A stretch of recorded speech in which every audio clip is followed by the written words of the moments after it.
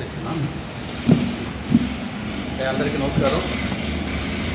మా పార్టీ అధ్యక్షులు గౌరవ మాజీ ముఖ్యమంత్రి వర్యులు జగన్మోహన్ రెడ్డి గారి పిలుపు మేరకు, అలాగే మా అందరి అభిమాని ఈరోజు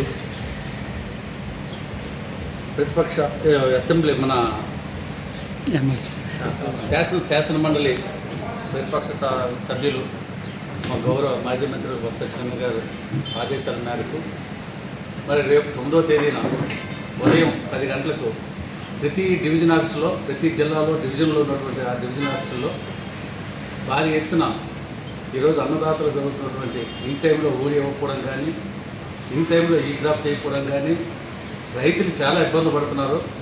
దాని మీద మరి అన్నదాత పోరుబాట అనేది ఒక కార్యక్రమం 9వ తేదీన ఉదయం 10 గంటలకి చీపురుపల్లి పార్టీ ఆఫీసులో, చీపురుపల్లి నియోజకవర్గం అలాగే రాజాం కాన్స్టిట్యున్సీ ఈ 4 మొత్తం 8 మండలాలు కలిపి చీపురుపల్లి పార్టీ ఆఫీస్ నుంచి వయా 3 రోడ్ల జంక్షన్ మీదుగా ఆర్డీఓ ఆఫీస్కి వెళ్ళి అక్కడ మెమోరాండం ఇవ్వడం జరుగుతుంది.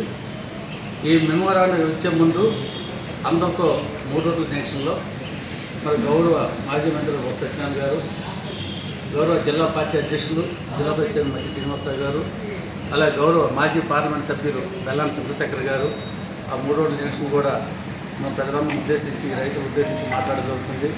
దాని తర్వాత ఆర్డీఓ దగ్గరికి వెళ్ళి మెమోరాండం ఇవ్వడం కూడా జరుగుతుంది.